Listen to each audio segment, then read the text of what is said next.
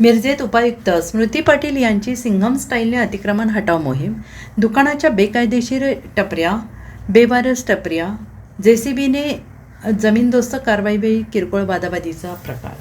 सांगली मिरज कुपवाड शहर महानगरपालिका अतिक्रमण विरोधी पथकाने आज मिरज शहरात जोरदार कारवाई करून बेकायदेशीरित्या अतिक्रमण जमीनदोस्त केले. यावेळी विरोध डावलून उपायुक्त स्मृती पाटील यांनी सिंघम स्टाईलने धडक मोहीम राबवली.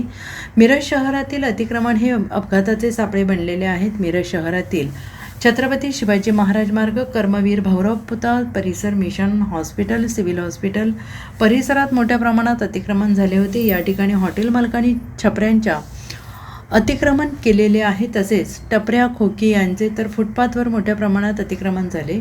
आज उपायुक्त स्मृती पाटील तसेच अतिक्रमण विरोधी पथकाने महापालिकेचा फौजफाटा घेऊन जेसीबीने अतिक्रमण जमीनदोस्त केले. अतिक्रमण काढत असताना काही लोकांनी विरोध करण्याचा प्रयत्न केला, पण उपायुक्त स्मृती पाटील यांनी विरोध झुगारून कारवाई सुरूच ठेवली.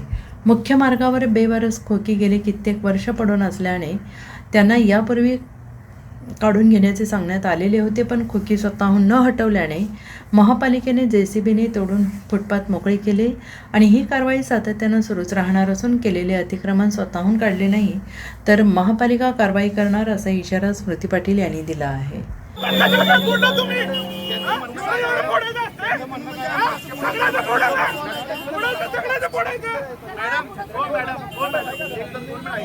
तुम्ही बघा, मला सांगा, बाटल्या घेऊ शकताय तुम्ही? तुम्हाला परवानगी आहे?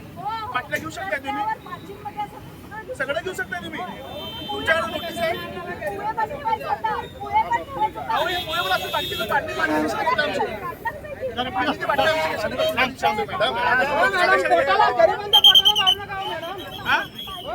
गरीब लोकांना